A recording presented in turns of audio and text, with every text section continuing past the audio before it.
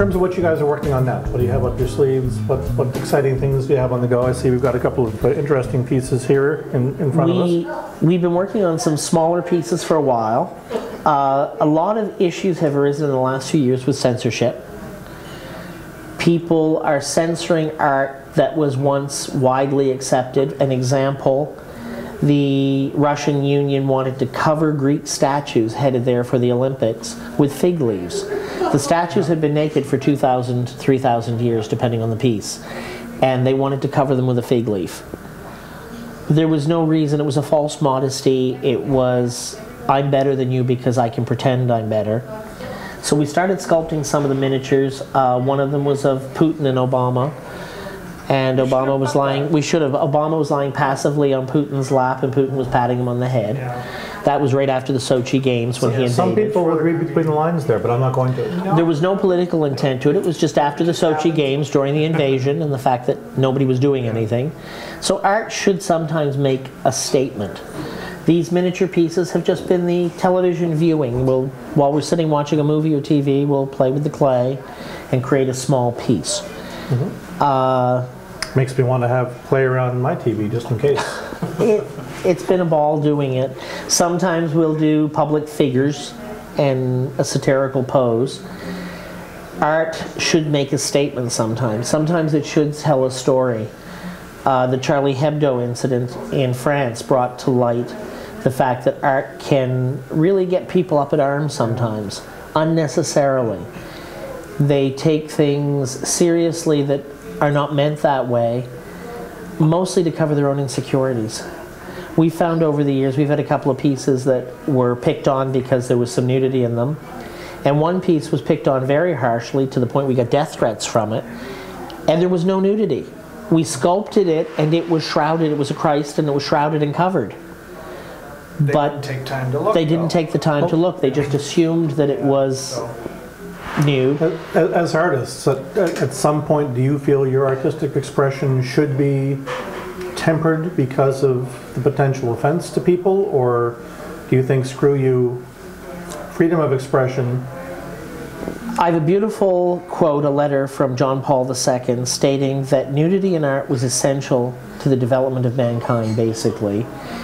And as long as it was done in a tasteful way that wasn't suggestive of dominance or sexual innuendo, if it was presented as the beauty of the body, it was a creation of God according to His holiness.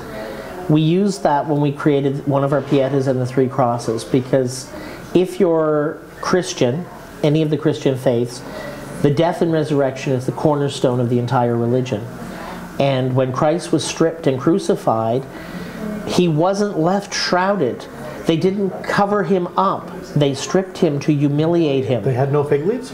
No fig leaves, no shrouds, no loincloth. They stripped Him off to humiliate Him, to dehumanize Him. So if we sculpted Him in that, on a cross or in that position, and shrouded it, we would be basically saying that any sacrifice He made was worthless. It was false. We would be saying that it wasn't good enough because we had to cover it. So if you're a Christian and you see one of the older crosses in Rome or through Europe that's naked, understand that it is not an insult. It is actually a profession of the faith to say that the greatest thing done was to be stripped of humanity, to be crucified, and to be dehumanized.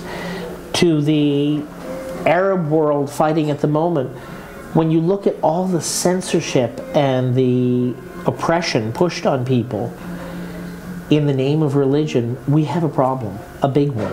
And that's where artists have to step up, whether they're a painter, a sculptor, a blogger, a singer, a videographer. They have to step up and make a statement to say this is wrong, to mirror society and show them that there are other ways around it. But there is a line that some cross. Oh, there's a line. I'm going to stick with you there too. There is a line. Some just go too far. I'm not sure what you're sticking with. I'm asking. I'm not telling. Okay. There are some statues and artworks that I cringe at. Should they exist? I wish they didn't. Well, They're it's not a question tasteless. of should they. Do they have a right to? They do have a right. That's the issue. Yes. Charlie Hebdo is a magazine I've looked at a couple of times, and I personally find it very offensive. Would I buy it? Absolutely not under normal circumstances. The only reason I would even consider buying it now is to support its right to offend me. Yes. And it has that right. And as artists, they have achieved what they set out to do. They made people think. Whether it's right or wrong is another debate. But artistically, it does have the right to exist. In these cases, the male and female nudes were done for people like you. But we as a gay couple run into a lot of I take youth. offense to that. We run into a lot of youth that don't have a place to represent their sexuality in a way that's tasteful, that they could put on the mantelpiece and still display in their home. So we created 2 males or 2 females in situations like this, and it was done to give them a place to show who they are without offending. It's not to push it down a throat, but I guarantee you there will be people that are offended by that. There's probably 7 right now. Your viewers? Probably 3. They are open-minded. I'm sure that was your point. But before we move on from this topic, I just have to say this. I know that probably pissed a lot of people off, but I think it had to be said. I'm not sure if you agree or not. Well, you saying it better than me saying it is all I can say. Fair enough. I thought Target left Canada, but you seem to have put the bullseye right on you, so... I'm happy to do that, because I'm a big target, let's be honest. Well, you're big enough, we're happy to stand behind you. Wait a minute. Just go with it. Now, I'm trying not to say too much about your future exciting things, but I understand you've got an interesting talk show / cooking show that you're getting going. We're currently working on a cooking show with some past celebrities. Bobby Curtola and I are working on it, and we're pulling some of the memories of days gone by, singers, performers, and others together to create a fun cooking show. The idea is to teach you to have fun in the kitchen, to enjoy it, and we'll be cooking at celebrity kitchens across North America. You make that sound like it's a serious show, because it's no, going to be more like this with the Galloping Gourmet. You're going to have your drinks going, and as far If as you're gonna the cook, recipe, well, if you're going to check cook, the website for the recipe, because and you're going to cook something people want to eat, I know you're you gonna have throw to add stuff in it. alcohol, okay? And yeah, So, when you have your back turned on a clam chowder- Even if you're not cooking. A Manhattan clam chowder for 4 people should have a bottle of red wine in it.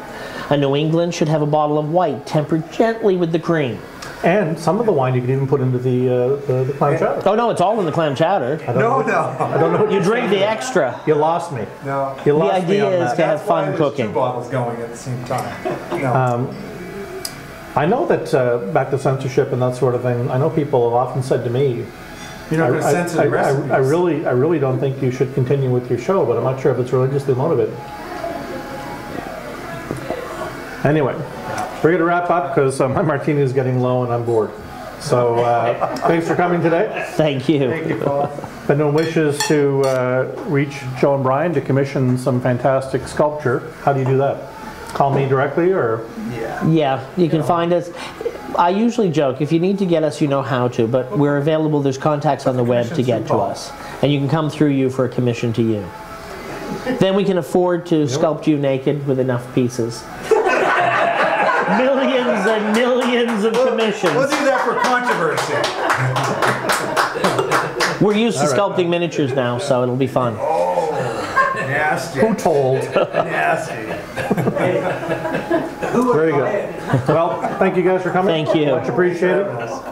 Cheers again. Thanks again to Boris and the great folks here at San Vita for joining us and supporting us tonight. And join us next time as we welcome comedian and actor Sean Majumder. It's going to be an interesting interview, I'm sure.